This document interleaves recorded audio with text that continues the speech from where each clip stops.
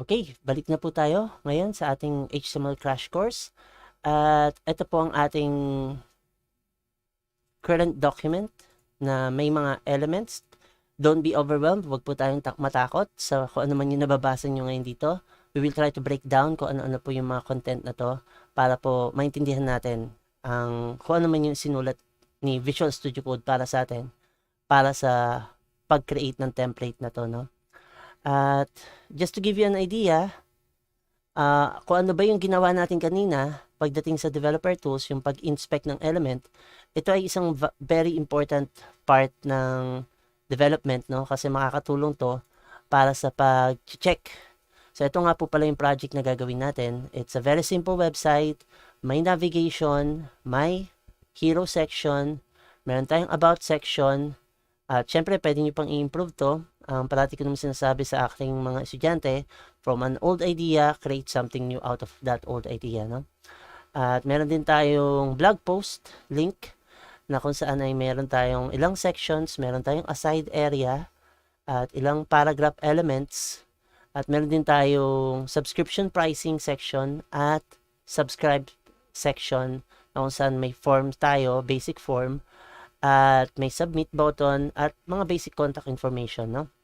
So ito po yung gagawin natin, and as I mentioned, we will not be working on a very aesthetically based website, pero we will be creating a project like this dito sa ating video series na to, no? At going back dun sa tinatawag nating developer tools, pagka in-inspect element natin, I'm on a Mozilla Firefox browser right now. Makikita nyo, marami tayong mga tools dito, no? At marami tayong magagamit para sa pag-explore kung may bug dun sa ating website na binubuo. At kung makikita nyo rito, no? May console tayo, may debugger, may network. Ito, very useful din yan. Especially yung console if you're working with JavaScript already, no? At syempre, yung mga elements natin, nakikita natin dito. At kung ano ba yung mga ilan sa information na that is publicly accessible para sa mga users ng ating web application, no? At kung makikita nyo rin, ayan po yung ating, just a moment here. Let's see. View page source, ito po yung code natin, and don't be intimidated. Huwag po tayong matakot sa kung ano man yung nakikita nyo rito, no? Pero maintindihan natin yan as we go along with our discussion sa ating HTML course na to, no? At para lang to compare, ito po ang ating document sa visuals, sa ating developer tools din. Makikita nyo, ito naman po ay kay Google Chrome, no?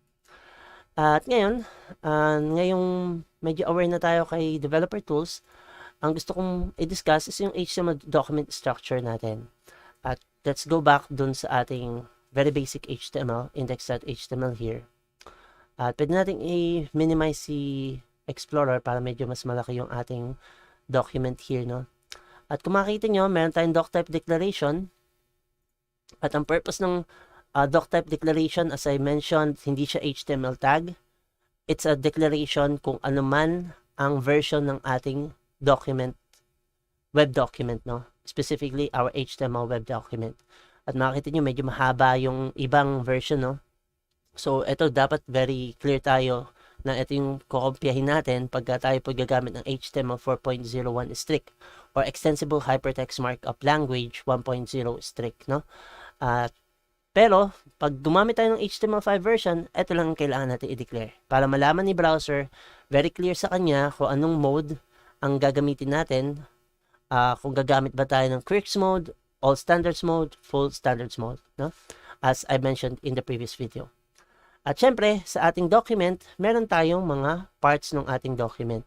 At yun nga yung pinakita natin kanina, ito yung doctype declaration, ito yung HTML element or the root element. At makikita nyo, may parent element tayo rito. At meron tayong head element and body element, no? At ito, title element. Yan. At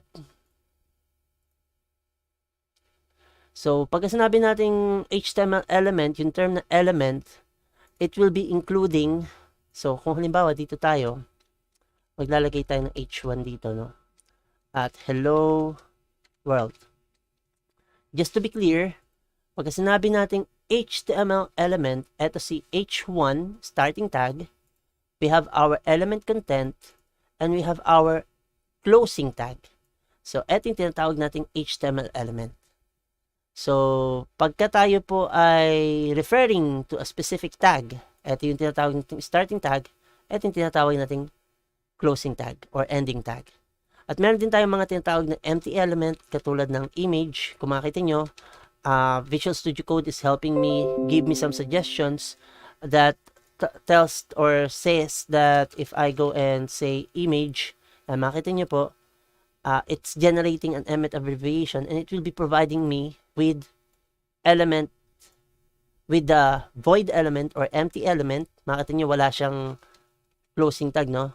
So, pag sinabi yung closing tag, usually yan yung merong / at the end, no? Pero wala si image element nun. It's a self-closing tag. Sometimes makakita kayo ng ganito, yung may attribute siya na / at the end.